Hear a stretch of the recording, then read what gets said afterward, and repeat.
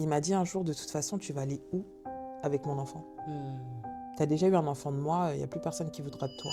Pour te dire la violence du type, mon fils, quand il est mort, on est rentré à la maison et j'étais en train de pleurer et il m'a dit, tu fermes ta gueule. Si tu veux le rejoindre, c'est très facile pour moi. Il me sortait des scénarios, mais sortis de je ne sais quel film. Et quand tu dis que c'est faux, il te frappe. Et quand tu dis que c'est vrai, il te frappe quand même. Donc quoi qu'il en soit, tu te feras frapper quand même, tu vois. Bien sûr. Donc bah tu te laisses faire. Toi, après coup, quand tu traduis ça dans ton histoire, comment tu as pu attirer en tout cas ce foyer de violence conjugale? C'est là où j'ai fait mon rage. En fait, en 2017, c'était vraiment un tournant dans ma vie. Je divorce, je déménage, je vais faire le Hajj. Je reviens, crise d'adolescence. Est-ce qu'il y a eu des moments où tu étais plus proche d'Allah? Est-ce qu'il y a des moments où tu t'en es éloigné? Parce qu'il y a des femmes aussi, en traversant des épreuves, elles peuvent subir des baisses de foi, elles peuvent ne plus réussir à prier parce qu'elles sont en colère contre Allah. Salam alaikum mesdames, bienvenue dans l'émission Divorce et Renaissance. Aujourd'hui, nous avons le plaisir d'accueillir Atoumata Sissako dans l'émission.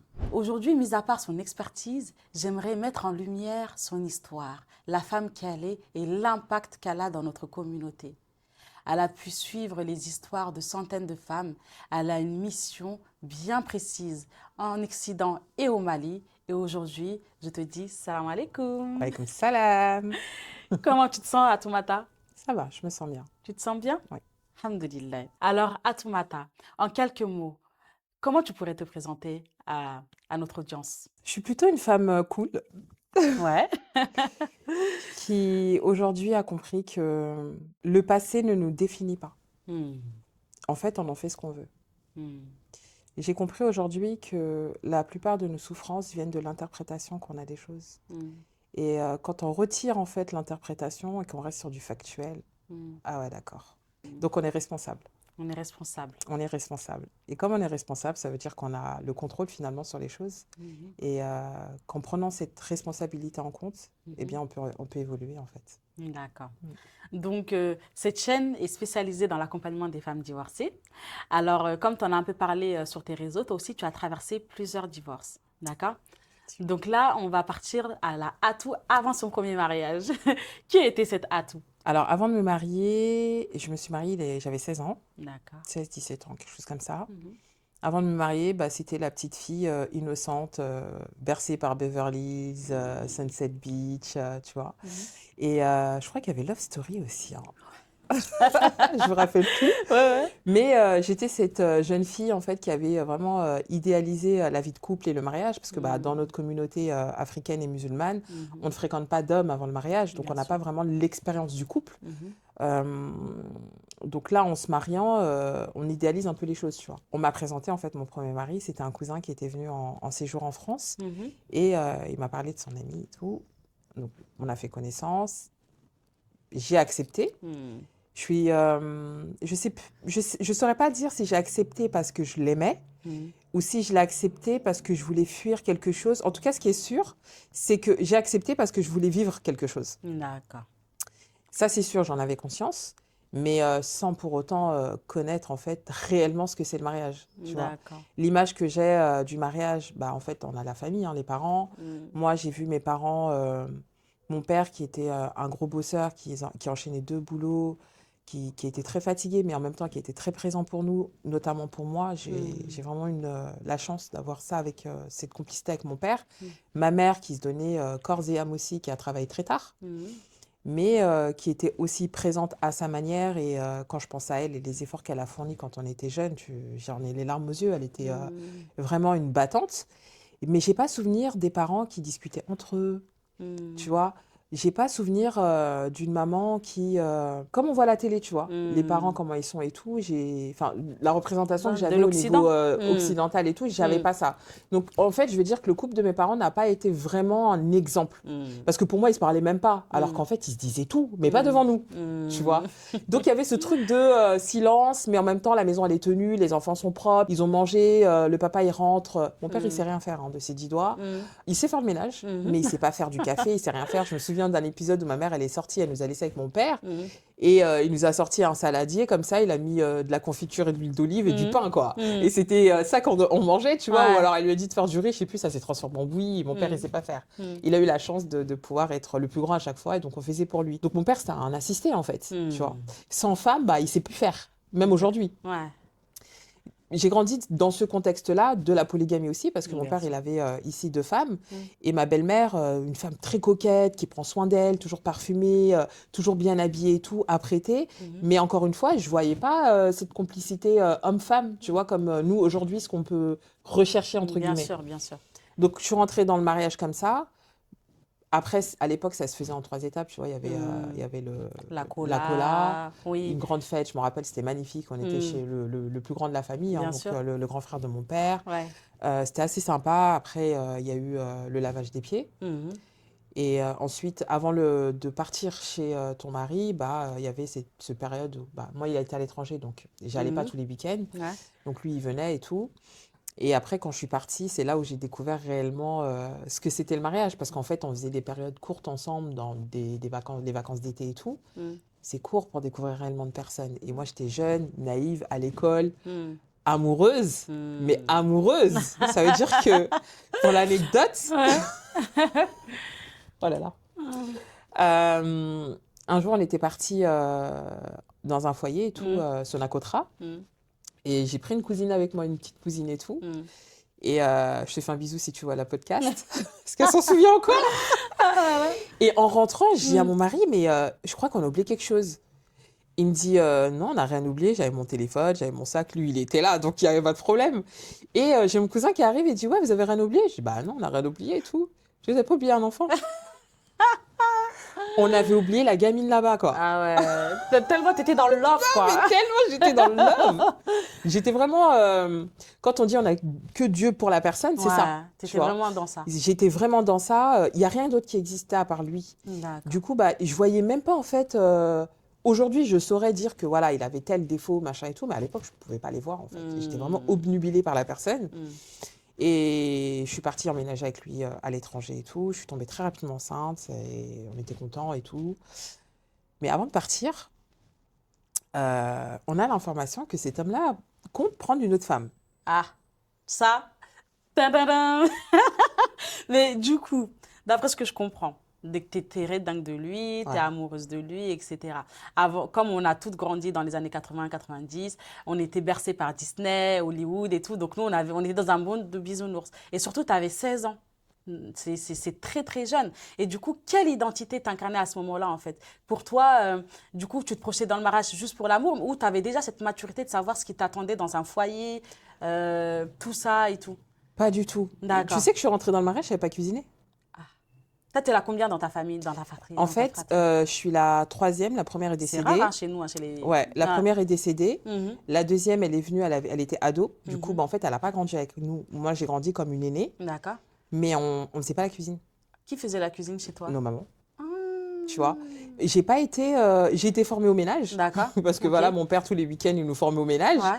Mais la cuisine, non. Ma mère, elle voulait même pas que je rentre en cuisine parce que je déteste faire la vaisselle. Jusqu'à aujourd'hui, je n'aime pas faire la vaisselle. Et du coup, pour éviter que je fasse la vaisselle, je fais pas la cuisine. D'accord. Donc, je suis rentrée en mariage sans savoir faire la cuisine. D'accord. Et je suis tombée sur un homme qui est très maniaque, qui est très propre sur lui, qui fait vraiment attention à ces choses-là.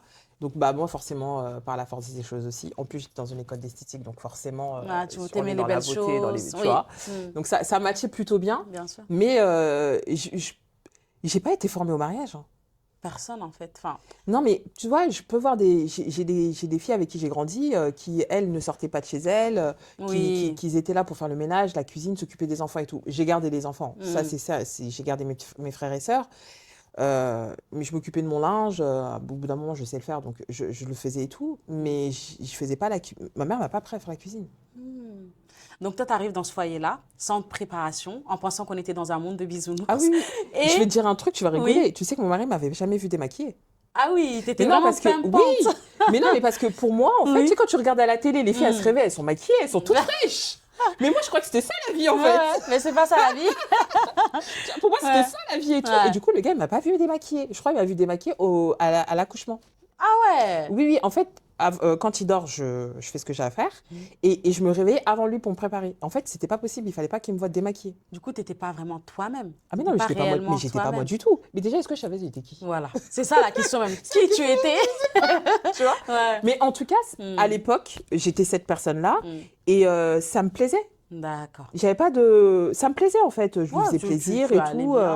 Ça te posait pas de soucis, quoi. Non, ça me posait pas de problème du tout. J'étais bien. Mais on a eu cette information. Mon père il me dit qui cherche qui. Voilà. À ce moment-là, tu n'étais pas encore enceinte? Non, j'étais même pas encore partie là-bas. Mais c'était la veille de partir en fait là-bas. Ok. Du coup, mon père il me convoque, il me dit écoute, va faire ton foyer. Toi, tu t'occupes de ton foyer. Ouais. Le reste, c'est pas ton problème. Tu t'occupes de ton foyer, c'est que des rumeurs. Je suis ok. Donc moi j'y vais. Tu sais, à l'époque, j'étais la fille vraiment docile qui dit oui. Elle dit pas non, elle dit pas un mot plus haut que l'autre de ses parents et tout. J'étais vraiment l'enfant parfait, tu vois. Moi, je faisais des bêtises, hein, mais j'étais vraiment l'enfant parfait, soumis à ses... Et même mes oncles, ils peuvent te le dire. Enfin, j'étais comme ça, en fait.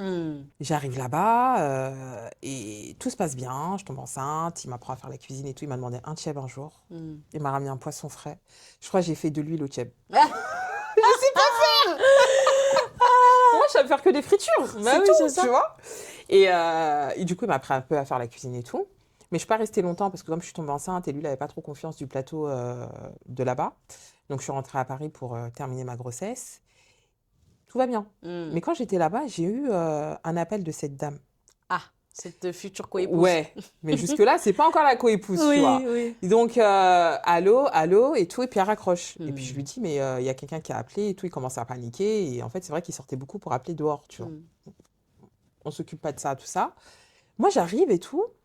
Et il revient pour l'accouchement et j'accouche, tout se passe bien.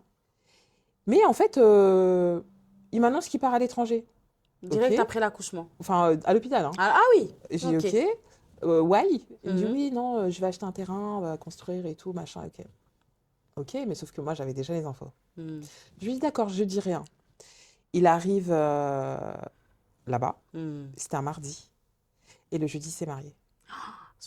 Mais en fait, ce qui m'a tuée, c'est pas qu'il s'est marié avec elle, parce qu'en réalité, je m'en foutais un peu de ça. Mais il a fait un mariage civil avec elle et il a signé la monogamie. Mais ça m'a tuée. Parce que moi, je l'ai saoulé pour faire un civil, il n'a pas voulu, il a dit que c'était pas grave. Alors qu'en fait, c'est parce qu'il devait le faire avec elle. Du coup, elle existait déjà avant votre union, alors? Je sais pas. Et il me dit qu'il lui avait fait la promesse à sa mère ou un truc comme ça, j'en sais rien. Mais quoi qu'il en soit, en fait, elle a été très malhonnête vis-à-vis de moi. Et ça, en fait, j'ai pas accepté. J'ai câblé. Il a fait 3 mois là-bas, 2 ou 3 mois là-bas, je ne sais plus exactement. Il est rentré. On devait repartir en Espagne, bien évidemment. À tout, qu'est-ce qu'elle a fait? J'ai passé mon permis, j'ai pris mon studio. Voilà. Et moi, il est hors de question de retourner là-bas, tu vois. Il est venu. Et au fond de moi, j'attendais qu'une chose, c'est qu'il s'excuse. En fait, je voulais qu'il ressente la douleur que j'ai ressentie. J'ai pris, en fait, ça pour une humiliation. Ben oui. J'ai eu honte, en fait. C'était une honte pour moi que le gars aille chercher une autre femme comme ça, tu vois. Et il n'a jamais avoué qu'il avait pris une autre femme. Il n'a pas réussi, en fait, à me le dire et tout. Malgré que je l'ai appelé le jour même, hein, parce que je suis rentrée à 23h. On me dit, oui, il s'est marié et tout. C'est dingue. Hein. J'ai dit, OK. Il cherche une carte téléphonique. Tu sais, à l'époque, c'est carte téléphonique. Ouais, à l'époque, là, c'est pas direct. Ma mère, passe-moi ta carte bleue, je vais recharger et tout. J'ai rechargé, je l'appelle. Je dis, ouais, ça se passe bien la fête. Il me dit, quelle fête, t'es folle. OK. Et en fait, il m'appelait, je répondais pas. Enfin, bref, c'était vraiment la guerre. Et quand il est rentré, il m'a dit, on rentre. J'ai dit, non, je rentre pas, moi, en fait. C'est pas possible. Et on est resté comme ça pendant quelques mois, pas longtemps. Et je lui ai dit, non, en fait, moi, je peux pas supporter. Et lui, il comprenait pas, en fait, ma douleur. Tu vois, je voulais juste qu'il s'excuse. C'est tout ce que je voulais. Et je pense que j'aurais pu accepter à l'époque, tu vois, s'il se serait excusé, parce que c'est ce que j'attendais. Mais il l'a pas fait parce qu'il n'avait pas compris. Et moi, je ne savais pas exprimer aussi ce dont j'avais besoin. Et alors, mes émotions, je t'en parle même pas. OK. Et ce qui s'est passé, c'est qu'il m'a dit un jour, de toute façon, tu vas aller où avec mon enfant? Tu as déjà eu un enfant de moi, il n'y a plus personne qui voudra de toi. Mais là, tu as touché à ma sensibilité, à ma fierté. Bien sûr, moi, je suis une soniquée. Ah non. Je lui dis, ah bon? Attends-moi, regarde-moi bien. Dans 3 mois, tu vas me divorcer. Et effectivement, 3 mois après, on a divorcé. Tu vois. Et du coup, là, d'après ce que je comprends dans ton histoire, en tout cas pour ton premier mariage, quand tu es rentrée dedans, en fait, ce qui t'a le plus touché, c'est cette trahison et ce mensonge derrière, en fait. C'est ça. Et toi, tu aurais voulu, en tout cas, qu'on te respecte à ta juste valeur et qu'au moins, on te dise les choses en face. Et c'est ce que tu n'as pas eu. Exactement. Et ça t'a blessé dans ton ego. Et là, à ce moment-là, tu as dit que c'était mort, quoi. Exactement. J'ai dit non, c'est pas possible. OK. Et du coup, bah, maman solo avec ta princesse. Non, mon prince. Ah, c'était un garçon en premier. C'était un garçon, D'accord. Daoud. Daoud. Daouda, et il est décédé. Ah, ok. Il est décédé. D'accord. Et ensuite, du coup, à cette période-là, tu étais seule ou il était encore là, ton bébé? Mon fils était là. Il était là? Je me suis mariée 6 mois après. 6 mois après. Est-ce que à cette période, tu as eu le temps de te reconstruire, Pas de du tout, mais pas comprendre, du tout. etc. Comment tu t'es lancée dans le deuxième mariage alors? Alors, ce qui s'est passé, c'est un peu complexe parce que ce mariage-là, il a duré 8 mois. En fait, c'était un homme pareil Enfin, lui, j'ai pas eu le temps de le connaître réellement. Et en fait, j'étais sous pression un peu aussi. Quand tu te divorces, il faut absolument que tu te remaries. Il faut pas que tu montres que tu es triste. Faut pas... En fait, il faut que tu réprimes en fait, ta douleur. Il faut que en gros, tu foutes la rage à l'autre. Oui, Quoi, tu vois. oui, bien sûr. Donc, j'étais un peu dans tous ces trucs, mais il faut que tu te maries. Et j'avais beaucoup de demandes en mariage. Je venais de divorcer, mais j'avais des demandes en mariage. Et ma mère, oui, mais il faut que tu te maries, j'en ai marre, il y a des gens qui te demandent et tout, et machin et tout. Ils m'ont pas trop mis la pression, malgré qu'ils me faisaient quand même les remarques et tout. Je vivais ma vie et tout. Et cet homme-là s'est présenté comme ça, soi-disant de bonne famille. Ma mère, elle me dit oui, c'est quelqu'un de bien. En tout cas, c'est quelqu'un d'une bonne famille et tout. Mon père a rendu ma dot pour prendre la sienne, parce que ma dot n'était toujours pas rendue. D'accord. Pour lui, c'était pas possible le divorce. Hein. Ok. Et je me suis mariée avec cet homme en janvier 2006. Et catastrophe. Là, c'était la descente en enfer. Ah, subhanallah. Totale. Mais j'étais en enfer. Quand ils disent l'enfer existe sur Terre, c'est là-bas. Comment ça s'est traduit, cet enfer? Je me suis retrouvée très rapidement dans les violences conjugales. D'accord. Dès le départ? Dès le départ, dès le premier jour, sachant que mon premier mari n'a jamais levé la main sur moi. Il n'a jamais levé la main sur moi, il n'a jamais crié sur moi. Franchement, on était bien. Hein. Franchement, on était bien. Bah oui. Tu vois, non? Sans la trahison, oui. Sans la trahison? Ouais. Non, mais c'était le couple Gaulle, quoi. Bah oui, les gens ça. nous enviaient et tout, c'était magnifique. Mais cet homme-là, il est arrivé dans ma vie et violence conjugale. Ça a duré 8 mois, mon fils est décédé dedans, je suis tombée enceinte très rapidement. Et j'ai eu le courage un jour de le mettre dehors. Et après, je me suis retrouvée toute seule avec notre fille, Abby, voilà, qui a 20 ans, 2006, ouais, elle a 20 ans maintenant. Ouais. Il y a beaucoup de choses dans ce mariage-là qu'on va essayer de décortiquer. Donc, en fait, là, tu rentres dedans et bam, dès le premier geste de violence, comment tu t'es sentie, en fait? Qu'est-ce qui a fait que tu es quand même restée 8 mois? Bah, en fait, la première fois, quand il m'a frappée, il s'est excusé rapidement. Il a commencé à sortir des larmes de crocodile et tout. Donc, moi, je ne comprenais pas, en fait, où était le problème. Donc, lui, il m'a dit que, parce qu'avant le mariage, il voulait venir chez moi. Et je lui ai dit non, tu ne viens pas chez moi. Bien sûr. Et dans son interprétation à lui, pour lui, en fait, c'est parce que j'avais quelqu'un qui m'attendait chez moi, en fait, tu vois. Donc, d'après ce qu'il disait, j'étais pas toute seule. Et c'est pour ça que je lui refusais l'accès de mon domicile. Alors que c'était pas du tout ça. Bien sûr. Non, en fait, on va se marier et c'est une question de jour. T'attends, en fait. Pourquoi tu vas venir chez moi? Il n'y a pas d'homme qui rentre chez moi, tu vois. Et c'est ce qu'il avait donné comme excuse. Donc, je me suis dit, OK, il a mal compris. Donc, je vais essayer de le rassurer. Il a dit d'accord et tout, machin. Mais en fait, je rentrais dans une spirale de violence conjugale qui est un cycle dont je ne connais pas. Moi, je n'ai pas vu mon père frapper ma mère. Bien sûr. Tu vois. La seule fois où mon père a levé la main sur ma mère, c'est lui qui raconte, ma mère aussi, c'est parce qu'entre copains, il disait, oui, si tu ne frappes pas ta femme, elle ne va pas te respecter. Du coup, lui, je ne sais pas ce qu'il lui a pris, il a demandé un truc à ma mère, et c'est trop marrant quand il le raconte. En fait, il a levé la main. Je ne suis pas sûre qu'il l'ait touchée, mais je ne sais pas exactement. Du coup, elle est sortie en courant. Donc, ma grand-mère était en train de courser mon père qui était en train de courser ma mère. Et mon grand-père qui coursait ma grand-mère. Parce que, tu vois, c'est trop marrant, tu vois. Maison, ouais. Et mon père, j'ai jamais vu mon père frapper ma mère. Tu vois, même se disputer. Ils étaient tellement pudiques que je me rappelle d'une seule embrouille entre mes parents et c'était moi qui l'avais provoquée. Tu vois, c'est tout. Ouais. Donc, je ne connais pas ça. J'ai eu des gens autour de moi qui se faisaient violenter et tout, mais je ne sais pas ce que c'est, en fait, réellement. C'est quoi les mesures derrière? Qu'est-ce qu'on fait? Qu'est-ce qu'on dit? J'en sais rien. Donc, j'ai laissé couler. Tu pensais que c'était bon, ça va se rétablir. Exactement. Là, c'est les débuts, il n'avait pas compris. Donc, en fait, tu lui trouvais, entre guillemets, des excuses. Ok, donc là, toi, tu es en couple. Tu te retrouves avec des violences conjugales, etc. Et tu restes pendant 8 mois. Et à quel moment tu tombes enceinte dans ce parcours-là? Bah, je suis tombée enceinte très rapidement. D'accord. Mais les violences, en fait, n'ont pas cessé malgré la grossesse. C'est que, en fait, pour te dire la violence du type, mon fils, quand il est mort, on est rentré à la maison et j'étais en train de pleurer et il m'a dit, tu fermes ta gueule. Si tu veux le rejoindre, c'est très facile pour moi. Subhanallah. Tu vois, ça, le c'est juste niveau pour, de violence, voilà, pour quoi. te donner le niveau de violence. J'étais dans de la séquestration, j'étais dans de la torture, j'étais vraiment malnutrie, j'étais vraiment... et puis, au deuxième étage, tu peux te sauver où? Je peux pas te sauver et tout. C'était... et puis, j'étais dans un foyer social, tu vois. Donc, je sais pas, tout le monde entendait, mais il y avait des travailleurs sociaux aussi qui savaient ce qui se passait chez moi, mais personne n'est venu me demander réellement ce qui se passait. Les voisins étaient au courant, mais personne n'est venu... ça va? C'est dingue quand même ce silence autour de ça, alors que tout le monde le sait concrètement et personne parle. Exactement. Et un jour, j'ai appelé mon père, je lui ai dit, écoute, voilà, il se passe ça et tout. Et quand mon père, il est venu, j'ai pas réussi à parler, en fait. Et lui, il était là, oui, elle me trompe et tout, machin. Alors qu'en fait, je sais pas comment tu veux que je te trompe. La porte est fermée à clé, on est au deuxième étage avec des Velux. Je sais pas comment sauter, tu vois. Mais bon, bref, et j'ai pas réussi, moi, à me défendre, tu vois, alors que j'ai été formée pour ça. Mais là, j'ai pas réussi à sortir quoi que ce soit. Et bah, mon père a pris sa défense. D'accord. Et il a dit des choses ce jour-là qui lui ont donné l'autorisation, en fait, d'y aller.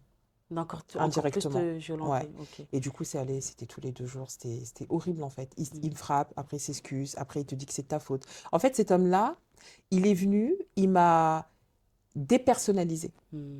Il a changé ta personnalité. Enfin, il a changé ma personnalité.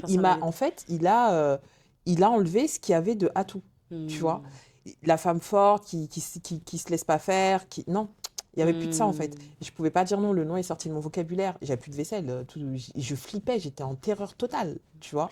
Même dehors, quand j'allais acheter du pain, c'était chronométré. Subhanallah. Tu vois, je pouvais pas dire bonjour aux mécréants. Je pouvais pas parler aux hommes. Tu vois, donc quand un homme il te parle, tu traces ta route, tu calcules pas, tu vois. Alors les blancs, tu es quand même en France, hein, tu vois, c'était une autre histoire, mais c'était horrible. Vraiment, c'est un passage... Comme quoi, là, tu t'es décrit comme une femme forte avant, en tout cas, qui s'exprimait, qui savait se défendre, etc. Comme quoi, la violence conjugale, ça peut toucher à toutes les femmes, en fait. C'est pas forcément une femme fragile, timide, qui sait pas se défendre. Cette violence, ça commence par la psychologie, et ensuite, les coups arrivent. Oui. Alors lui, par contre, il est arrivé directement avec le coup. D'accord. Tu vois, il n'a pas eu le temps de faire le travail. Il est directement rentré dans l'art, tu vois. Il a dit, bon, on y va franco. Et pas avec une petite affaire, il est venu avec le fer à repasser, tu vois. Sur mon tapis de prière, le premier coup, c'était ça. Et après, bah, il y allait crescendo avec les insultes. Le jour où je t'ai prise, t'étais pleine comme une chienne. Non, mais il m'a vraiment... il a touché, mais à l'être. Tu vois, parce que les coups, ça touche au corps, mais les mots, ça touche à l'être. Tu vois, t'es comme ci, t'es comme ça, t'es comme ci, t'es comme ça. Donc forcément, il me sortait des scénarios, mais sortis de je ne sais quel film. Et quand tu dis que c'est faux, il te frappe. Et quand tu dis que c'est vrai, il te frappe quand même. Donc quoi qu'il en soit, tu te feras frapper quand même. Tu vois. Sûr. Donc bah, tu te laisses faire. Au bout d'un moment, t'acceptes. Et puis, tu vois, et puis je me suis dit, je me souviens que je me disais, de toute façon, c'est mon épreuve, c'est ma vie, c'est comme ça, j'ai pas le choix, tu vois. Et je m'étais résignée en fait. Ça. Okay. Mais le jour où je me suis dit non, il y a un truc qui m'a dit si tu pars pas, tu vas mourir. C'est là où j'ai mis fin. D'accord. Donc à ce moment-là, tu t'es dit, comment tu étais sortie alors de ce mariage?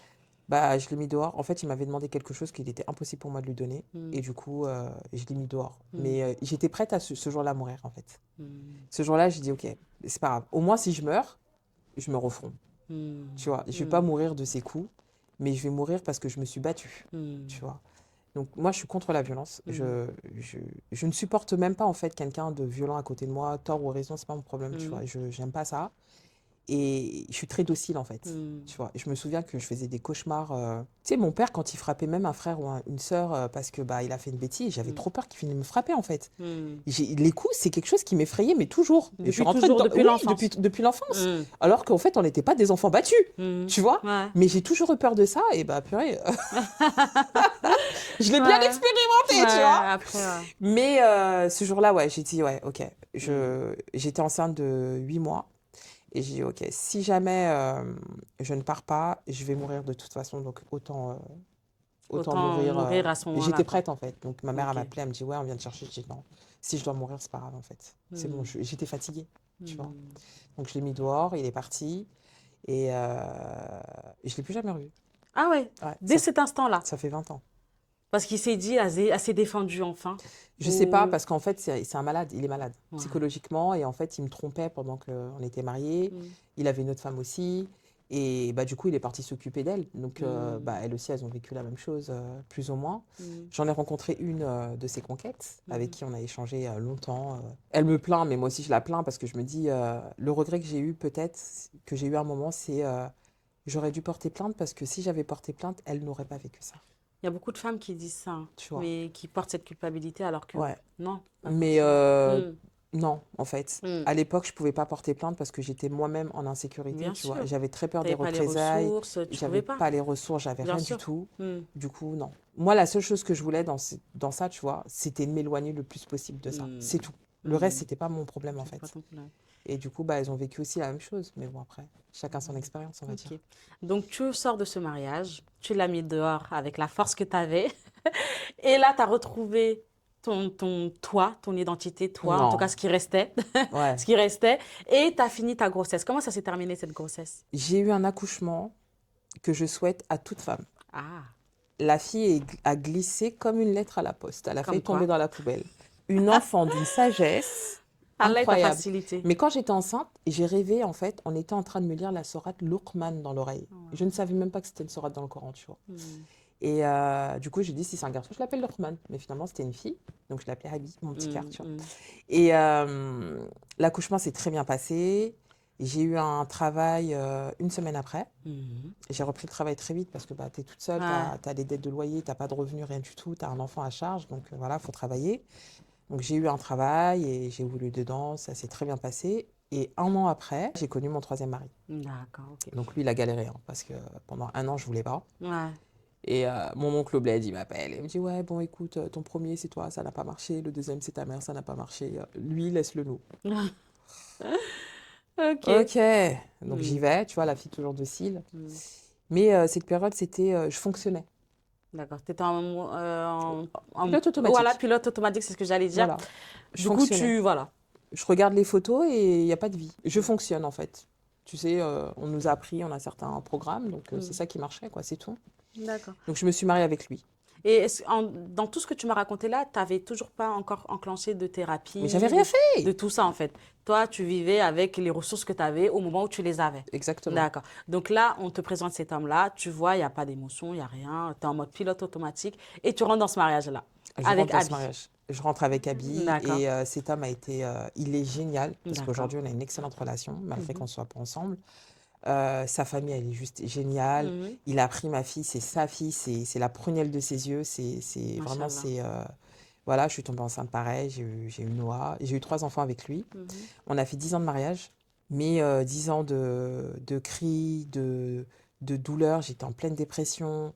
J'ai été en goumin. Ouais, tu n'avais pas fait le travail. Non, mais attends, c'est pas... mon premier, là. Mais j'ai mis 12 ans à l'oublier, le type. Hein. J'ai mis 12 ans à l'oublier, le gars, parce que, en fait, c'était vraiment l'homme que j'aimais, tu vois.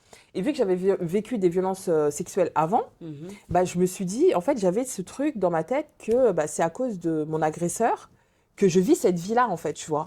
J'avais mis toute la responsabilité de ma détresse sur lui. Parce que tu pensais quoi? Pourquoi c'était parce que j'étais pas entière à mon mariage. Ton mariage, Comme il y a eu les violences sexuelles avant. Forcément, tu vois. Donc c'est lui qui a causé tout ça en fait. Il est le résultat de tout ça parce que si jamais j'étais entière au mariage, il n'aurait pas été chercher une autre femme, tu vois, et ainsi de suite. Donc ça, c'était mes interprétations. C'était tes croyances qui n'étaient pas forcément la réalité que le monsieur avait. Il voulait prendre sa femme, il l'a pris, point. Oui, c'est tout. Tu vois. Ça n'a rien à voir. Et toi, tu t'es fait ton film, ton scénario et tout. Mais oui. Ok. Donc, et du coup, c'est ça que tu as nourri pendant 10 ans. J'ai nourri ça pendant 10 ans parce que pendant la période des 8 mois avec ton ex. Non, mon démon. Oui. Mon démon, tu vois. Démon, ouais. En fait, je ne pensais pas à lui. En fait, tu ne peux pas penser à lui étant donné que tu es déjà dans autre chose, tu vois. Mais quand tu sors de là et que tu rentres dans un autre mariage, et c'est mon ex-mari, je sais qu'il m'aimait, tu vois. Je sais qu'il m'aimait. J'ai jamais douté de son amour, de sa fidélité et tout. Il a des défauts comme tout le monde, mais il était en face de lui avec une femme bourrée de trauma. Ça ne pouvait pas fonctionner. Ça ne pouvait pas fonctionner, tu avais trop de... C'est une femme qui... qui veut tout gérer, qui veut contrôler, un homme, Ouais. un bonhomme, tu vois. Qui ne lâchait pas prise, qui Ah non. voulait être forte, qui voulait tout Ouais. porter. Parce que elle avait vécu maman solo pendant un temps et en même temps, C'est même pas il y le avait les maman traumas. solo, c'était vraiment, c'est comme un animal blessé, tu vois, et tu veux le prendre, tu veux le caresser, elle refuse, Ouais. tu vois. Bah, c'était ça, en fait. Mm. Donc, ça n'allait pas du tout. Donc, D'accord. c'était vraiment, ça devenait malsain même pour les enfants, Mm. tu vois. Donc, au bout de 10 ans, j'ai Ah, trouvé une occasion, je suis partie. t'as trouvé l'opportunité de partir et t'as mis fin à ce Et mariage-là. j'ai mis fin à ce mariage, ouais. D'accord. Donc là, tu étais partie avec 4 enfants. Ouais, là, j'ai 4 D'accord. enfants. Ok. Je suis partie avec les 4 enfants. Ok. Mais même dans la séparation, il a toujours été présent pour ses enfants, surtout Mm. pour ma fille qui n'est pas la sienne. Mhm. Lui, son inquiétude, c'était mes habits. Mm. J'ai dit, c'est ta fille. Je te la retirerai jamais, en fait. C'est Mm. ta fille, tu l'as vu grandir. Tu l'as élevée, elle avait 1 an. Donc, Mm. non. Mhm. Mais lui et moi, c'était pas possible. Et même aujourd'hui, je regrette pas. Et on se correspond pas, en fait. Parce que là, à ce moment-là, tu savais qu'il y avait quelque chose qui n'allait pas et du coup, tu voulais plus, en tout cas, continuer tout ça, que ça empathise sur tes enfants, sur lui, alors que lui, il t'aimait, etc. Donc, tu as pris tes responsabilités en quelque sorte et tu as mis fin à ce mariage-là. Exactement. Et quand tu as mis fin à ce mariage-là, comment ça a été accueilli autour de toi, vu que c'était ton 3e divorce, ta famille? Bah, tu vois, contrairement à d'autres personnes, moi, ma famille, ils sont pas. Franchement, j'ai des parents géniaux, quoi. Ma mère, elle se mêle pas trop de ma vie maritale, tu vois. D'accord. Elle me prend pas la tête. Mhm. Et mon père, il est très OK. D'accord. Il est à l'écoute, il me défend, il essaye de faire en sorte que bah, c'est pas toujours plaisant tu vas pas divorcer tous les 4 matins, Mhm. mais il est à l'écoute, tu vois. Ok. Donc moi, ce que j'ai fait, par contre, j'ai un peu usé de stratégie. Mhm. C'est que quand j'ai mis fin, Mhm. je l'ai dit à personne. Ah, donc, Tu vois, je l'ai ouais. dit à personne. Et je crois que j'ai mis 6 mois avant de le dire à mon père. D'accord. Je lui ai dit, écoute, le type, il est pas là. Je l'ai mis dehors. Et il me dit, ah bon? Et je lui dis, bah ouais. Et puis, bah, t'appelles tes oncles. Mhm. Mon père était à l'étranger, je me rappelle. Donc, j'appelle mes oncles, je leur explique que voilà, le mec, il est pas là, ça fait 6 mois et tout. Ah bon? Ok. Et lui, en fait, sa famille, on a déjà eu une intercation. Mhm. Et sa famille s'est juré de ne pas venir dans ma famille, encore une fois, pour se retrouver humilié. Mhm. Parce que mon père m'a appris à faire la guerre, tu vois. Ouais. Donc, je sais faire la guerre. Quand tu vas faire la guerre avec moi, là, tu perds. Mhm. Et du coup, ils se sont pas impliqués non plus. Mhm. Et mes oncles, ils ont fait leur réunion, je suis partie et tout. J'avais peur et tout. Mon oncle, il me dit, t'es sûr, hein? Tu veux plus de lui? J'ai dit, non, je veux plus. Il me dit, t'es sûr, hein? J'ai dit, oui, je suis sûre. Il me dit, bon, si tu veux repartir, tu peux repartir. Il n'y a pas de problème. J'ai dit, non, je veux pas. Et il a appelé la famille, il a dit, il n'y a plus de mariage entre nous. Ok. Classe. Ça, C'était c'est fini terminé. comme ça. C'est tout. Ok. Il Vous y a avez pas de rendu la problème. dot, vous avez fait vos trucs. On a fait ce qu'on avait à faire Ouais. et c'est tout, quoi. Ok. Alhamdoulilah. Et là, vous avez fait de la coparentalité à distance. C'était très compliqué au début. Au début, le temps Ouais. de trouver le rythme. Parce que lui, moi j'étais zen parce que c'est moi qui ai demandé le divorce, c'est moi qui ai Mhm. fait le nécessaire et tout. Ben, lui, il était beaucoup dans la colère, Mhm. puis il y avait la garde des enfants, il y avait beaucoup de choses. Lui aussi était dans une situation difficile Mhm. aussi. Mhm. Et du coup, c'était très dur hein, au début. Hein. Mhm. L'entente pour les enfants, c'était, si tu veux, ça a même créé un conflit de loyauté. Tu sais, dans une séparation, il y Bien a le sûr, conflit de les loyauté. enfants. Ouais. Du coup, les enfants venaient à me mentir. Mhm. Parce que on est parti devant le tribunal et tout. Et il a dit lui-même il peut pas prendre les enfants, il les prendrait un dimanche sur 3. Ben, reste sur ça, en fait. Maintenant, il venait les prendre quand j'étais pas là, en Ah. secret et tout. Et en fait, les enfants avaient pour consigne de pas me le dire. Ah. Tu vois. Ah. Ils venaient en bas de la maison tard la nuit pour savoir ce qui se passait. Tu vois, enfin, il y avait... À un moment donné, je sentais un peu de l'harcèlement, de l'espionnage et tout. C'était très, très malsain. Et je me suis remariée il y a 5 ans. Mhm. Et c'est là où je pense qu'il y avait encore cette colère-là. Parce que quand je me suis mariée à l'étranger. Je voulais amener mes enfants avec moi. Et là, il a dit niet. Les enfants, ils bougent pas. Je me suis pas pris la tête. Je suis rentrée à Paris. J'ai pris les affaires des enfants. Je lui ai rendu ses gosses et je suis repartie. D'accord. Moi, je ne m'embrouille pas pour les enfants. Ils ont leur C'est père tout, et ils prennent tu ses vois. responsabilités. C'est tout. D'accord. Donc là, à ce moment-là, c'est vrai que ça arrive très régulièrement. Hein. Les femmes, au début, il y a des conflits avec le papa. Le temps de trouver, en fait, le rythme, que chacun pense un peu ses blessures et que tout se calme. Des fois, il y a un petit moment de turbulence. Mais après, par la suite, quand tu t'es remariée la dernière fois, bah, à ce moment-là, ça s'est un peu calmé. C'est ça. Ça s'est un peu calmé. Ça c'est lui aussi, il s'est remarié. Donc moi, j'ai refait ma vie, il a refait sa vie. On a cheminé, je pense, tous les deux de notre côté, pardonné certaines choses, qui fait qu'aujourd'hui, on arrive... D'ailleurs, je l'ai eu au téléphone pendant 10 minutes, tu vois. On arrive à discuter. J'ai un bébé, là, qui n'est pas sa fille, mais il l'apprend, il se balade avec dans la ville. Il n'y a rien qui va, tu vois. Il se trimballe avec la petite dans la ville, mais que... Ouais. Il n'y a pas un problème, pourquoi ton ex-mari est ta fille? Bah écoute, voilà, il aime les enfants, donc Bah oui, voilà. c'est ça. Et il a un très bon comportement envers eux. Ouais, on communique bien et on peut compter l'un sur l'autre aujourd'hui, alors que ce n'était pas le cas avant. D'accord. Et du coup, quand tu as divorcé avec ce mari-là, dans quel état d'esprit tu étais juste après? Comment tu as vécu ce moment de célibat avec tes 4 enfants? Alors, quand j'ai divorcé, c'était comme un soulagement, une D'accord. libération en fait, comme s'il y avait un poids qui se retirait. Tu vois, j'en avais Hmm. même parlé avec mes enfants et tout, et ils ont dit enfin. Ah, c'est parce qu'ils C'était vraiment sentaient cette dur. Non, tension c'était dans dur. la maison. C'était très dur. Ok, Et je partais à la Mecque. C'est là où j'ai d'accord. fait mon Hajj. En fait, en 2017, c'était vraiment un tournant dans ma vie. Hmm, Je divorce, je déménage, je vais faire le Hajj. hmm. Je reviens, crise d'adolescence. J'ai 32 ans et Ça y je l'ai est. verbalisé comme ça sur Ouais. Facebook. J'ai dit, je crois que je suis en pleine crise d'adolescence. Il y a plein de choses qui se passent dans ma tête, mais j'arrive pas à poser des mots. Je comprends pas en fait ce qui se Hmm. passe.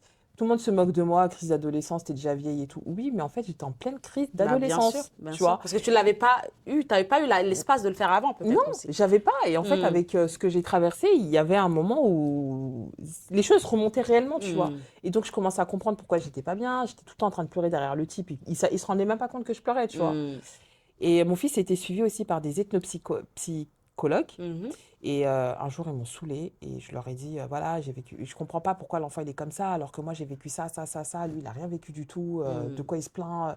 Tu comprends pas en fait. Toi, hmm, tu vis des trucs, tu es dans ta souffrance et tu comprends pas pourquoi l'enfant il se plaint, hmm. alors que lui il va bien, Bah tu oui, vois. c'est ça. Et ils sont restés bouche bée, ils m'ont regardé, ils m'ont dit, ok, d'accord, ok, ça s'explique et tout. Et c'était le dernier rendez-vous qu'on a eu avec eux. Ils m'ont dit, bah écoutez, nous, on vous propose de créer un groupe de parole. Hmm. Et de là, en fait, je rentre chez moi et je me découvre des compétences, des cas. La Que fille tu ne fait, soupçonnais non. pas. Je vais sur Facebook. À l'époque, je t'avais déjà un peu suivi et tout. Hmm, Et je vais sur Facebook, oui, je cherche tel ou tel profil. Il m'a juste demandé de faire un groupe de parole. hmm, Mais je vais parler de quoi? Moi, je lui dis, OK, bah, je vais créer un groupe de parole avec ce dont j'aurais eu besoin à l'époque où j'étais dans les violences conjugales. hmm, Donc, avocat, infirmière, sage-femme, gynéco, hmm. enfin, tout ce qu'il faut, en fait, tu Hmm. vois. Et du coup, j'ai mis un post sur Facebook et j'ai eu grave des demandes. Ah, il y a du Les gens, ils sont besoin. venus, on a fait des entretiens, on a monté une équipe et on a créé l'association Lotus Community, tu vois. Machallah. Et je me rappelle, la première réunion, on était plus de 80. Wow. Mais waouh, autant de femmes qui sont concernées par le sujet, c'est chaud quand même, tu Et vois. c'est là où tu venais de réaliser que tu n'étais pas seule dans cette situation-là Exactement. et qu'il y avait des centaines et voire des milliers de femmes qui étaient concernées par tout ça. Exactement. Ok. Donc, on crée Lotus Community, on crée des groupes de parole, Hmm, on crée des week-ends évasion, on crée pas mal de choses autour de ça, ça prend de l'argument dans la communauté. hmm, On a fait pas mal de choses, quand même. On a même participé au Grenelle des violences faites aux femmes et tout. Franchement, on a fait pas mal de choses. hmm. Et j'ai repris mes études. D'accord. Et du coup, avec Lotus Community, j'imagine, en tout cas avec le recul qu'on a aujourd'hui, que ça a participé à ta reconstruction. Est-ce que Ouais. ça t'a permis de faire un travail sur toi, de mettre en conscience certaines choses à cette époque-là? Bah, en fait, Lotus Community m'a permis déjà de poser des mots, Hmm, tu vois, de m'exprimer. Parce que bah, on faisait des lives. En plus, hmm. pendant le Covid, on faisait grave des lives Ouais, et des tout. lives. On faisait beaucoup de lives et tout. Ouais. Et le fait aussi que j'ai repris mes études, donc j'ai un DU sur les violences faites aux femmes et violences basées sur le genre, Hmm, eh bien, j'ai compris en fait ce qui se passait, ce qui se jouait, mais j'ai surtout rencontré Roméo Cournal. d'accord. Et il m'a dit un truc, il m'a dit, en cours, il a dit, les femmes qui sont victimes de violences conjugales, c'est parce qu'elles l'ont cherché. Ah ouais. Hmm. Ça peut être choquant. Mon Bon. gars, mon gars là, pardon, tu peux pas dire ça en fait. Et là, tu sens la plaie. Mais tu peux pas dire ça, je l'ai vécu, comment on l'a cherché et tout, machin. Hmm, Donc, tu cherches à comprendre ça, tu vois. Et là, tu commences l'accompagnement, tu commences les formations, et tu comprends tout. Tu dis, ah ouais, hmm, bah oui. Quand tu sais même pas ce que c'est s'aimer, quand tu sais pas ce que c'est se respecter, hmm, quand tu connais pas ta valeur, mhm. quand tu ne sais pas en fait poser des limites, quand tu ne sais pas c'est quoi ce que tu peux tolérer, ce que tu Bien ne peux sûr. pas tolérer, quand tu ne connais pas tes droits, Mhm, ne serait-ce que civils, humainement parlant et hmm. spirituellement parlant, Ouais. bah ouais, Bah oui, tu te effectivement. retrouves dans ça en Tu te fait. retrouves dans des situations rocambolesques comme tu as vécu. Exactement. Mais du coup, pour retraduire ce que Roméo t'a dit, les femmes qui sont dans les violences conjugales, elles l'ont cherché. Toi, après coup, quand tu traduis ça dans ton histoire, comment tu as pu attirer, en tout cas, ce foyer de violence conjugale? Bah, je l'ai attiré parce que j'étais dans une période déjà où je voulais peut-être retrouver, me venger ou quelque chose comme ça par rapport à mon ex-mari. D'accord. De un, mais pas que. En fait, c'était peut-être une manière. En fait, je ne l'ai pas voulu, mais en fait, c'était une manière d'avoir de l'attention. Ah, Tu d'accord. vois? Donc, en fait, là, il n'y a pas d'amour. On parle d'attention. D'accord. C'est la manière dont il me porte de l'attention. Et j'avais besoin d'attention. D'accord. Et ça se traduisait comme ça. Et ça se traduisait comme ça. Tu vois? D'accord. Donc, j'avais besoin d'attention. Et bah, même si c'était par les coups, bah, au moins, c'était de l'attention. Parce que pendant qu'il me frappe, il fait attention à moi. D'accord. Ok. Tu vois? Mais c'est le dernier homme qui m'a touchée, hein. Oui. Bien évidemment. Mais après, c'était terminé.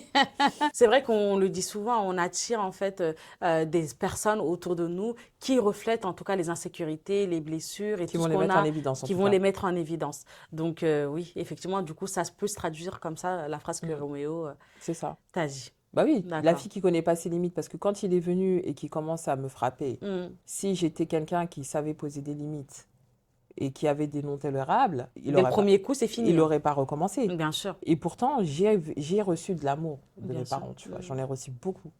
Mais Et ces profils d'hommes, ils ont le don de savoir, d'avoir un œil fin et de savoir quelle femme ils vont pouvoir avoir, en tout cas, dans leur filet. cette relation, elle était particulière parce que il m'avait jamais vue avant. Ah, vous n'avez pas fait de moukrab, vous avez fait, Non. c'est En quoi fait, moukrabala? il m'a jamais vue avant. D'accord. Il m'a appelé sur un numéro que j'utilise même pas. Donc, je sais même pas comment il a eu. Il m'a appelé et on s'est vu chez mes parents dans l'objectif du mariage directement. D'accord. C'est pas, il m'a vu quelque part et il a dit oui, elle m'intéresse. Il m'a pas vu. D'accord.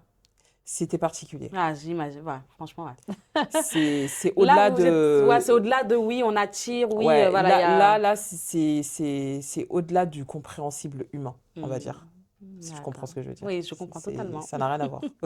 Je comprends totalement. Donc là, Lotus Community, ça commence en tout cas, à rassembler des femmes qui ont vécu des histoires similaires. Ça permet de libérer la parole, de mettre sur la place publique toutes ces violences qui peuvent arriver intrafamiliales. Toi, en faisant ça, ça te fait travailler aussi sur toi. Tu comprends pas mal de choses.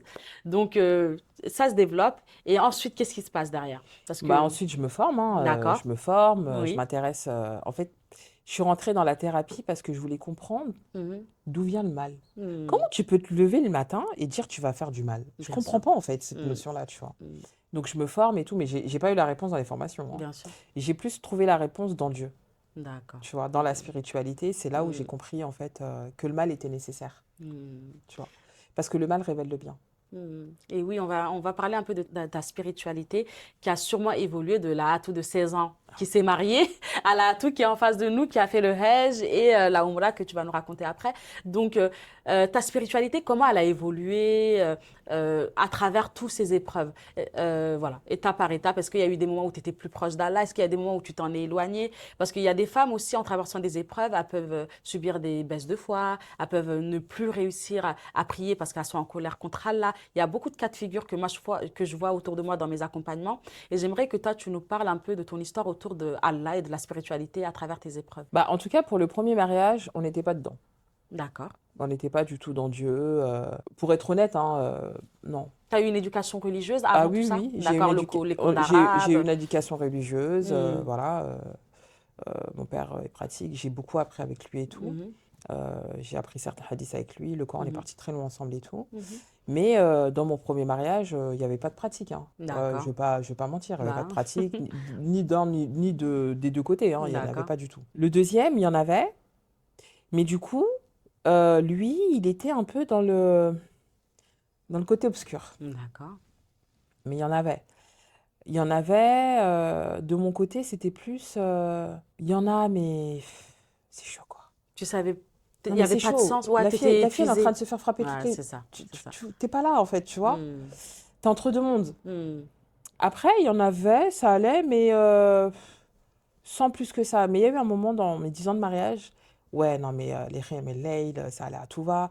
C'était en 2010, à la grossesse de Souméa. Et j'ai dit, non, là, il faut que je reporte le voile. Et en fait, dès que j'ai remis le voile, je suis rentrée dans l'extrême du salafisme, tu vois. Mais vraiment dans l'extrême. Comment t'es allée de ce côté-là? Je C'était sais des pas. En fait, cours? c'était parce que je voulais apprendre, je voulais tout reprendre. Donc, comme je voulais tout reprendre comme une novice qui venait de débuter, et j'ai tout appris, j'ai tout repris en fait. D'accord. Donc, quand j'allais à la mosquée, quand ils disaient, mes copines, quand elles disaient, bah, tu apprends la sourate Moulk, tu seras préservé des châtiments de la tombe, 30 versets, ok, un verset par jour. Wahriya pour la richesse, toutes les sourates, entre guillemets, qui sont importantes, mais en fait, elles sont toutes importantes. Bah, j'étais dedans en fait. Donc, je les D'accord. apprenais, je méditais un peu dessus, mais ma méditation, elle était un peu bancale parce que j'étais pas vraiment guidée. D'accord. Il y a hadith, je vais l'appliquer, j'étais vraiment dans l'islam, al-islam. C'est-à-dire que le littéraire. D'accord. Il n'y a pas la profondeur, parce qu'on ne nous a pas appris la profondeur. Bien sûr, bien sûr. Donc on va écouter des prêches, des trucs comme ça. J'aime trop les prêches en soniqué et tout, les Alman Baradi, Ouais. les Ali Diagana et tout. Les gens qui sont connus là dans notre tu vois, communauté. j'aime trop en fait la manière dont ils expliquent les choses et tout. C'est bien, mais ça reste encore du superficiel. Quand j'ai déménagé pour le Mali, là-bas j'ai découvert autre chose. Parce que j'avais besoin, je trouvais plus le sens en fait à ce que je faisais. Je fais, mais il manque un truc, de la profondeur. Et du coup, je suis arrivée là-bas, je vois autre chose. Je rencontre mon mari. Et en fait, lui, il est dans autre chose aussi. Il est musulman, mais c'est pas la même dynamique que nous. Donc, je m'intéresse un peu plus et tout. Alors que quand j'étais dans le salafia, c'était... mais toi, t'es pas musulman, toi. Faut pas avoir autre chose, c'est vraiment que ça. C'est ça, tu vois, t'es que dans ça. Mais les formations de thérapie, ça m'aide parce que en fait, ça t'oblige à avoir un non-jugement déjà. Bien Et sûr. en plus, à avoir une ouverture d'esprit. Donc, tu écoutes, tu regardes, tu comprends, et tu prends ce qui t'intéresse, tu vois. D'accord. Et du coup, lui aussi m'a permis de voir autre chose. Et je cherchais sur les réseaux, enfin sur YouTube, quelqu'un qui pourrait me donner certaines réponses et tout. Et je suis tombée sur Mohamed Amin. D'accord. Subhanallah. Il a été la réponse à mon invocation. Et là, Mohamed Amin, tu le vois en quelle année? Parce que là, on est en 2026. Du coup, c'était quand? 2023, je crois. D'accord. 23, Okay. 24. Il y a 3 ans, Ouais. 3-4 ans. Bah alors lui, il a carrément changé. Il a touché. Enfin, c'est pas qu'il a changé, c'est qu'il a confirmé. D'accord. Donc tu te retrouves plus seul dans ce que tu penses. Tu vois ce que je veux dire? Il a une communauté, il a une façon d'amener les choses. Et en tout cas moi, quand il me parle, quand j'écoute ses vidéos, ça me parle pas à l'oreille. Ça parle pas au cerveau, ça me parle à mon âme. Et c'est comme ça d'ailleurs que je l'ai approché. Tu vois? Et c'est très agréable à entendre en fait. Du coup, bah mon rapport à Dieu, à la spiritualité, elle a complètement changé. C'est plus Dieu le punisseur, c'est Dieu l'amour, tu vois. Et même en fait, les épreuves, tu les vis plus de la même manière. Oui, c'est vrai que Allah, il éprouve ce qu'il aime. Mais en fait, si tu ne comprends pas la leçon de l'épreuve que tu vis, bah, tu redoubles. Bien sûr, exactement. Redoubles. Et du coup, ça revient. Exactement. Donc, bah, il te prépare à ce que tu demandes, ce que tu dois vivre aussi. Bien sûr, tu vois. Exactement. Il y a des choses que tu dois vivre. Et aujourd'hui, je vis en fait la vie que j'ai voulu quand j'étais petite. Ah, machallah. Bah oui, c'est ça en fait le truc. Mais pour vivre cette vie-là, j'ai dû passer par ces épreuves. C'était quoi la vie que tu voulais vivre quand tu étais petite? Moi, quand j'étais petite, je voulais faire plein de métiers. Je voulais être hôtesse de l'air, ok. Je voulais être chirurgien cardiaque. Je voulais être avocate ou juge. Je voulais faire du commerce international. Et je vis tout ça, en fait. Sans que ce soit ce titre-là, mais à travers toutes mes activités, c'est ce que je fais. Ah, machallah. Ok, donc là, à travers tout ça, bon, tu t'es cherché, en tout cas, à ta manière pour trouver Dieu, pour trouver un sens derrière cette spiritualité, hein, parce que c'est vrai que nous, toutes, hein, dans notre communauté, en fait, on parle beaucoup de Allah châtieur. Si tu fais pas ça, bah, tu iras en enfer. Si tu fais pas ça, tu iras en enfer. Et l'idée, en fait, c'est de chercher, en fait, le sens derrière tout ça, le sens derrière tout le message qu'Allah nous envoie à travers le guide qui est le Coran, et créer cette connexion avec Allah. Donc, depuis quelque temps que tu suis Mohamed Amin, tu as vraiment cheminé à travers ça et ça t'a fait vraiment plus de connexion avec Allah. Ouais. Et tu vois quand même ta vie se transformer à travers tout ça. Je vois, en tout cas, j'ai donné du sens à tout ce que j'ai vécu. Et aujourd'hui, je cherche plus l'alignement dans mes actions. Si tu veux plus de présence, du coup, je fais beaucoup plus attention aux signes que Allah SWT nous envoie à travers les gens, à travers les autres. Je me vois, je me lis à travers les autres aussi, tu vois. Donc, et plus tu rencontres des personnes, et plus tu vois aussi ton propre cheminement, comment tu évolues, les discussions que tu as, les personnes, comment elles se comportent autour de toi, tu vois comment toi-même tu as cheminé, comment tu as évolué, tu vois. Quand j'étais jeune, j'ai vécu des grosses humiliations, des rabaissements, des choses comme ça 2 fois, tu vois. Mais aujourd'hui, c'est des choses qui, même pas en rêve en fait, tu vois. Et j'ai pas besoin de le verbaliser, j'ai pas besoin de me dire attention ou quoi que ce soit. Quand tu me vois, tu sais. Ouais, l'identité que tu incarnes aujourd'hui, elle va plus, en tout cas, personne autour de toi va pouvoir s'autoriser à faire ça. Ah, en tout cas. Ok, d'accord. Donc, Lotus Community, cheminement spirituel à travers Mohamed Amin, son approche, etc. Toi-même, tu te formes, tu fais pas mal de choses, tu impactes des femmes autour de toi. Et le Mali, j'aimerais bien qu'on creuse au Mali. Je sais que tu as des projets là-bas, que tu accompagnes aussi des femmes là-bas. Et moi aussi, à travers mes réseaux sociaux, je vois de plus en plus de femmes africaines, notamment au Sénégal, qui me suivent sur TikTok, sur les réseaux sociaux, etc. Et je voulais qu'on puisse nous clarifier en fait la situation d'une femme divorcée en Afrique. Elle est différente aussi de la situation d'une femme divorcée en France. On a des réalités qui sont totalement différentes. Et comme toi, tu accompagnes déjà des femmes là-bas, j'aimerais que tu nous expliques un peu les nuances, les besoins qu'elles ont là-bas et les réalités qu'on a ici qui ne sont pas les mêmes. C'est un paradigme qui est complètement différent. Quand je suis arrivée au Mali, c'était juste avant le Covid. Tu sais, le Covid, il m'a trouvé là-bas. Hein. Ah ouais. Quand je me rappelle. T'as bloqué là-bas? Non, bon. Moi, je voulais pas rentrer. Ouais. On m'a forcé à rentrer. C'est le dernier avion, tu rentres. Ouais. Je suis rentrée. Mais voilà. Mais j'ai observé et en fait, on est dans deux mondes différents. Il n'y en a pas un mieux que l'autre.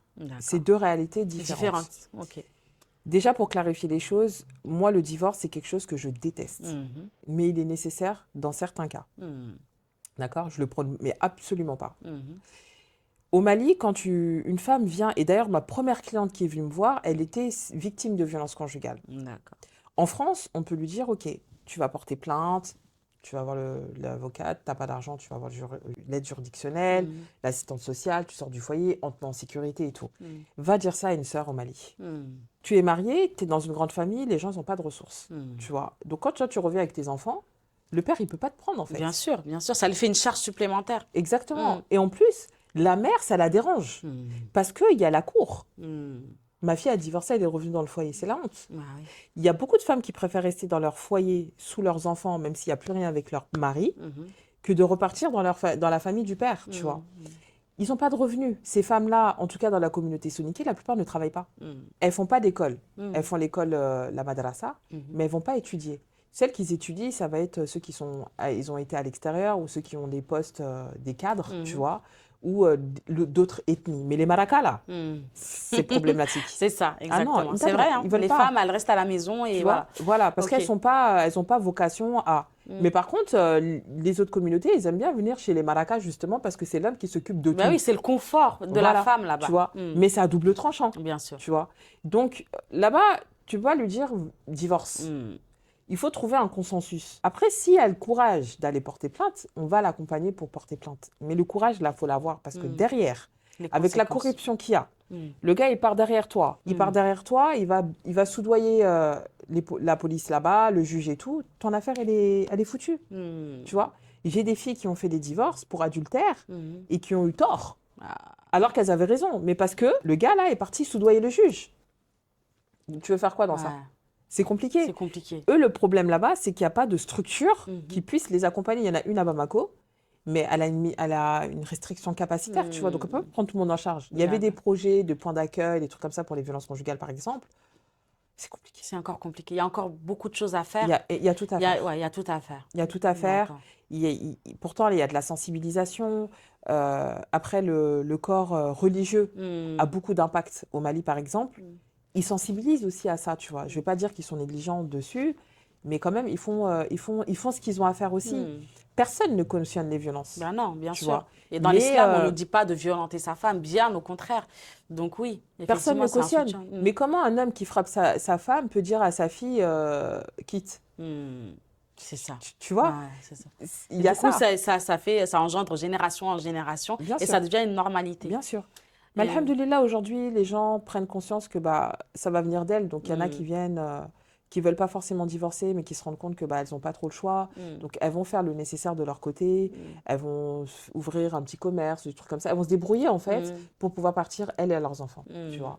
Mais c'est compliqué. Le divorce, il n'a pas le même rapport qu'ici. On ne divorce pas à tout va. Hein. Bien sûr, bien sûr. Même pour faire une procédure de divorce civil, là-bas, c'est la croix à la bannière. Hein. Ici, c'est simplifié. Hein.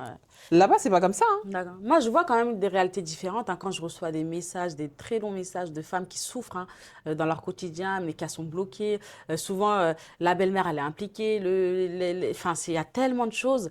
Et du coup, ça ouvre la porte à pas mal de choses. Mais ce que tu dis, c'est vraiment réel parce qu'en fait, si elle quitte ce foyer, elle doit retourner dans le foyer du parent. Et très souvent, bah, il y a la cour commune, il y a les tantes, il y a les belles-sœurs, etc. Et elle se retrouve dans un contexte où là-bas aussi, il y a la stigmatisation, le jugement, les disputes, etc. Donc, en fait, elles sont perdues. Alors que nous, ici, en Occident, bah, tu es dans ton appartement, en fait. Et tu as les ressources nécessaires pour aller travailler et te débrouiller, même si c'est compliqué. Et dans les accompagnements thérapeutiques, c'est quelque chose qui est déjà qui commence à se développer en Afrique de l'Ouest? Oui, oui, oui, D'accord. oui. En tout cas, au cabinet à Bamako, Hmm. on a du trafic. D'accord. Ça Bon, va, bah, on c'est a du bien. trafic. Hmm. Après, c'est les ressources, tu vois, ils n'ont pas Hmm. forcément les ressources financières pour pouvoir se faire Accompagné. accompagner. Du coup, c'est à nous, en tant que professionnels, de pouvoir être le plus juste possible, de manière à D'accord. ce qu'un maximum de monde puisse en bénéficier, Hmm. ne serait-ce qu'à travers des ateliers ou des choses comme ça. Hmm. Mais ça se développe. Après, moi, personnellement, j'ai la barrière de la langue. Hmm. Donc, je ne peux pas toucher tout le monde. Mhm. Il faut que ce soit forcément des francophones. Bien sûr. Mais ça se fait. Et j'ai des filles que je forme là-bas, donc Hmm. elles sont sur le terrain. J'ai vu qu'il y a d'autres personnes aussi, tu vois. Donc ça se Ok, fait. ça suffit. Alhamdoulilah. On espère que ce genre d'émission pourra aussi aider des femmes à travers nos histoires, à travers certaines femmes qui se reconstruisent, etc. Donc j'aimerais bien, en tout cas, qu'une personne de l'Afrique vienne un jour sur ce canapé pour nous parler de leur réalité et pouvoir aussi donner Tu peux espoir. aussi aller les interroger. Ouais, j'y viendrai au Mali et on pourra ouais, interroger Bien sûr. et ça peut inspirer d'autres femmes et mettre en lumière la réalité des femmes dans le cadre du divorce et c'est magnifique. Mm. Ouais. Atoumata, à travers toutes ces histoires, donc on a compris que tu avais beaucoup cheminé spirituellement, que tu avais pu prendre position et comprendre en tout cas ton histoire. Quand tu regardes avec le recul ton histoire, comment ton identité intrinsèquement a évolué de la Atou du premier mariage à la Atou d'aujourd'hui? Aujourd'hui, je pourrais dire que je suis... une sœur l'a très joliment dit, Amatullah. Waouh. Ouais, servante Une d'Allah. servante d'Allah, alhamdulillah. Aujourd'hui, j'ai compris que je suis une sabab. Et ça me va. Hmm. Ça me va. Je suis juste sabab. Je suis un canal, comme tout le monde en fait. Et je l'accepte pleinement. D'accord. C'est ça. Ok. Je pourrais juste me définir comme ça. Mhm. J'ai compris que bah, j'ai vécu toutes ces choses-là, c'est pour une raison. Hmm. Déjà, de un, c'était pour me façonner, Mhm. parce qu'il y a quelque chose qui m'attend. Hmm. Mais quoi? I don't know. En tout cas, aujourd'hui, Hmm. je suis dans une voie, et peut-être qu'elle va être modifiée demain, Mhm. mais celle-là me va. Hmm. D'accord, alhamdulillah. Est-ce que tu as envie de nous partager un peu les projets, les grands projets que tu as par la suite au Mali ou c'est confidentiel pour l'instant? Bah, franchement, il n'y a rien de Ouais, confidentiel. d'accord. Ok. J'ai le cabinet à Bamako, j'ai D'accord. le premier centre dédié à la santé sexuelle féminine des femmes à Bamako qui s'ouvre D'accord. très prochainement. Ok. J'ai deux gros événements en fin d'année. Donc, Wow. Métamorphose, donc Ouh. 48 heures pour incarner une nouvelle identité, Mhm. et la retraite spirituelle de fin d'année. Bah, alhamdulillah. C'est tout. Qu'Allah y mette beaucoup de Amin. baraka. Amin. Merci d'être un canal pour nous toutes. Et Merci à vous. la Atou d'aujourd'hui, qu'est-ce qu'elle dirait à la Atou de 16 ans quand elle s'est mariée? Et il faut pas pleurer pour Garchandé. À tout de 16 ans là, ne pleure même pas pour garçon. C'est interdit de pleurer. Ok.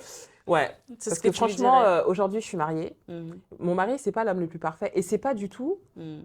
l'homme auquel je m'attends. Déjà, on n'est pas du tout de la même origine, on n'est pas du tout de la même ethnie, on n'a rien à voir ensemble, mais on a vraiment rien à voir ensemble. D'accord.